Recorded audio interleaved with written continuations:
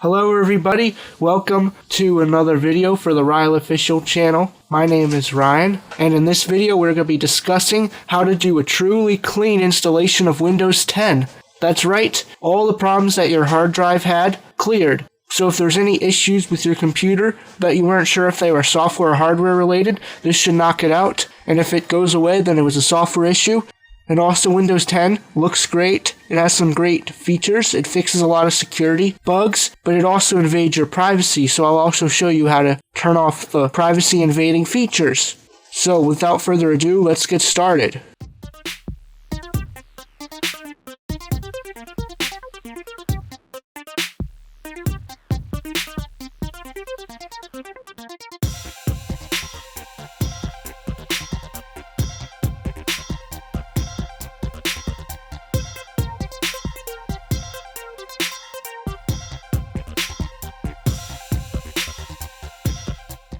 The first thing you want to do is make sure you have a flash drive that you can plug into your computer. I've done that already. It should ideally have at least 8 gigabytes of space. Then you're going to want to go and download a tool called Rufus. It's free and it's very lightweight. In case you're wondering, yes, this is a clean install. I did test this method before making this video, so that's why I have a clean desktop and everything. And I backed up my data, as you should too. You should always back up your data in a secure place, because this operation is wiping the entire hard drive of your computer, which is why it's a clean installation. Let's get Rufus over to the web browser. And I apologize if the quality is bad, but I am recording this using my phone's camera because I really don't have anything else I can use to record it, but you gotta work with what you have. So I do recommend watching this in 1080p full screen if you want the best view. So scroll down and find the download link. By the time you're watching this, there'll probably be a newer version of Rufus, but for now, this is the version. You click on it and download it. I've already done this. This is my downloads folder. Just right click, run as administrator. So then you choose your device from the menu. Let me get a little bit closer here. This program, for safety reasons, is only going to show you devices that Windows detects as flash drives. External hard drives, internal hard drives, and other stuff won't show up here because this program developer wants to make sure that he cannot get blamed for somebody's data loss. So it only shows flash drives so that you don't accidentally wipe an internal hard drive partition and then wonder where the hell your data went. Partition scheme. For Windows 10, just leave it on this first option as is. File system, FAT32. So now you can give this another name if you want. I have no need to do that.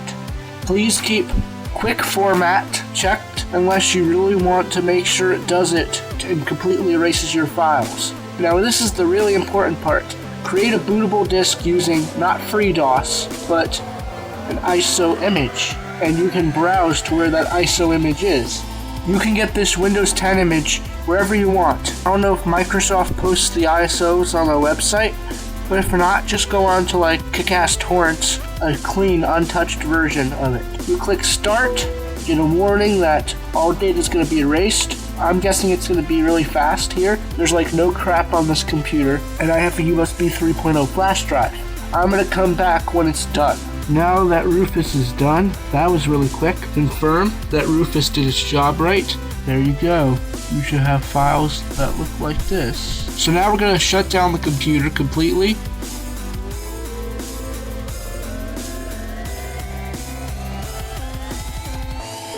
And it's off completely.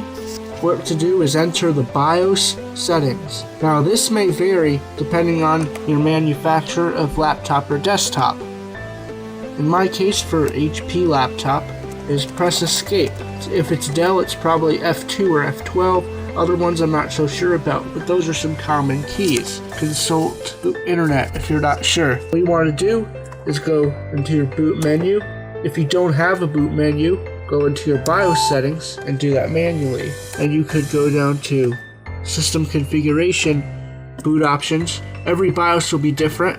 No two BIOSes will have the same settings. So in my case, I would just find USB, press a key like F5 to go up and down. There will usually be instructions on what keys do what. Anyway, once you are satisfied, and the USB option must be above the hard drive option in your list so that it gets priority. That's the key thing if you need to do that. So F10, exit saving changes.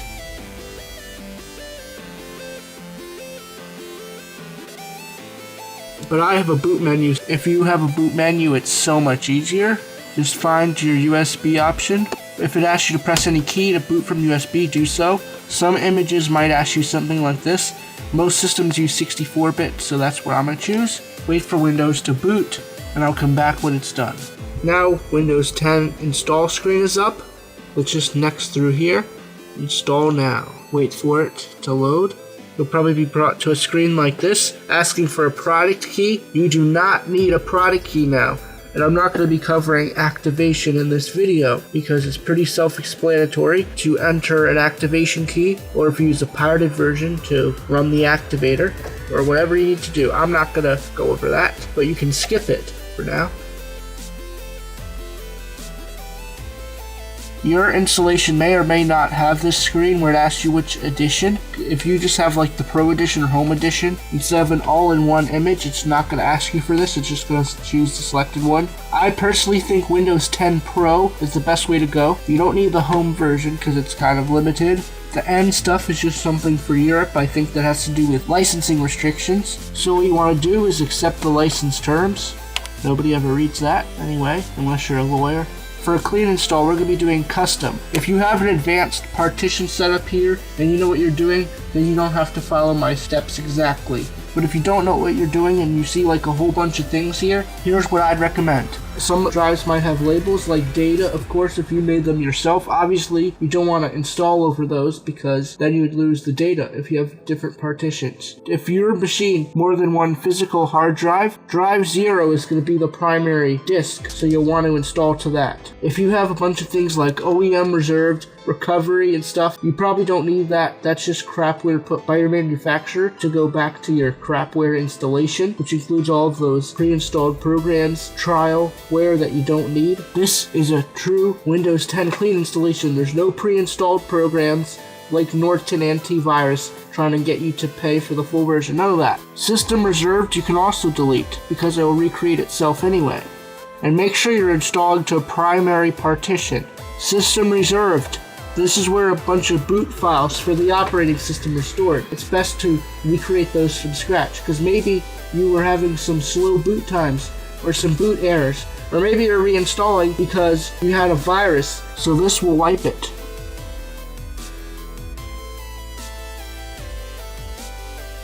And I would delete this one too. I'm sorry if the video cut off unexpectedly. Space is tight on my phone. I'm trying to clean up stuff from my phone that I don't need, so it cuts off because it was low on space. I don't know if that part got in or not. What I said before was this is the screen where I don't need to show you anything because it's just the installation process, and I'm going to come back when it's done. It's not completely done yet, but I want to show you that if it's on this step, then that is good because that means so far it's been successful.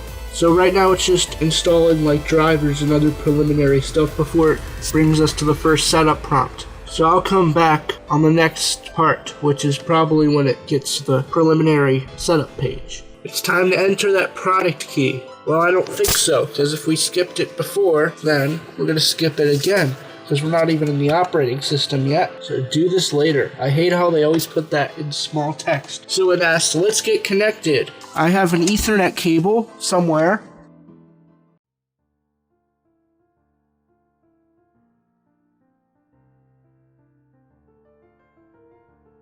That way, we don't have to worry about Wi-Fi right now.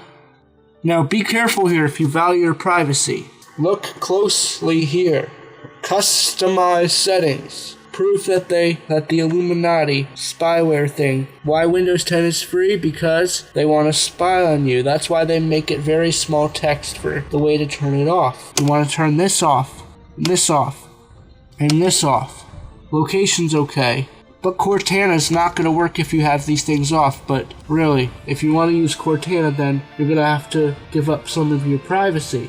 You do not need smart screen, page prediction off, Turn off the option to automatically connect to open hotspots and to connect to networks shared by your contacts. If you want to go to somebody's house or some business and use the internet, you would find an open hotspot, or make a hotspot from your cell phone if you have enough data, or just ask for the password. I guess we could send error and diagnostic information to Microsoft because that's not going to really contain private information. So then we get to this thing where it's saying, hi. Well, hello. When this thing's done and we get to the desktop, then I will come back. This is the first question that's going to be asked, and this is new to Windows 10 setup. Earlier Windows versions did not ask you this when setting up. Who owns this PC? If you bought this computer yourself, your own money, or if it was a gift for you, then I own it is the option to go. If this is a company computer, then really I don't know why you would be setting it up yourself. The IT would be setting it up. But if you are an IT person and this is a computer for your organization, then you would select my organization. But for most of my viewers, it's going to probably be a personal device. So you do I own it. If you really value your privacy, you're not going to use a Microsoft account. Yes, you can still use a local account in Windows 10, even though they make it very hard to set one up. It's very tricky to do it. Skip this step.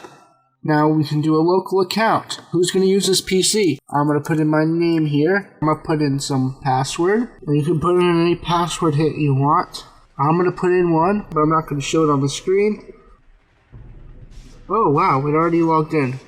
So we have to go through this again, which is weird. Why we have to do it again? But I'm going to come back when it's done. This thing will probably pop up. It's okay to click yes if this is your home network. But we are not done. We need to go in to our settings and make it for even more privacy. So go to the start menu and search for settings.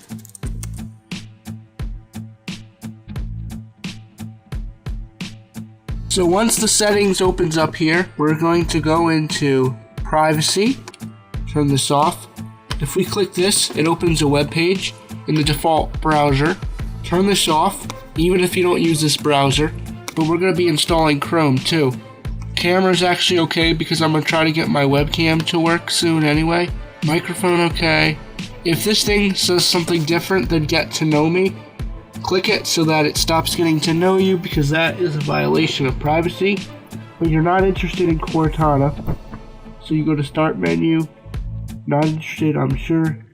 While we're at it with the start menu, it's way too damn big. Way too big. So we're going to shrink it.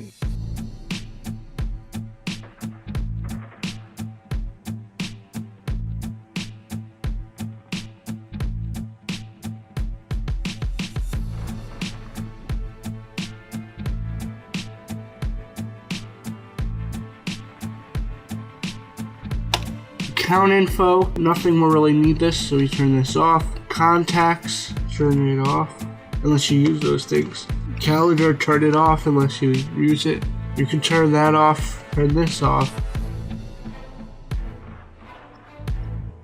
You don't need to bother you with feedback. Basic. This can save some resources on your computer by not having all this stuff run in the background. But let's install Chrome.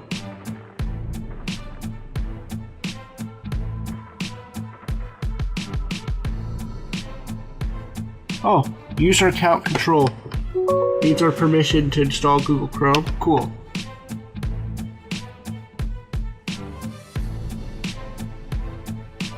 Oh, one more thing. Change the time zone unless you are living in Pacific time, because that's what it is on by default.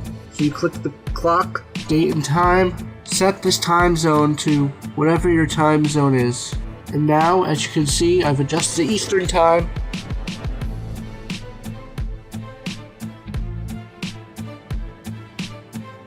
Oh good, we have Chrome here. You can sign into Chrome and do what you want. Find an antivirus program. Windows Defender I don't think is that good, so do something like Malwarebytes, which is free, but they also have a premium version, which is more real-time protection. And you install stuff like a media player, like VLC Media Player instead of Windows Media Player. I'm going to install stuff like Adobe Photoshop. I'm also going to update my drivers. This is it for this video. Thanks for watching. And videos are going to be released to this channel 2 times per week. Please subscribe. Follow the links in the description. I will see you in the next one.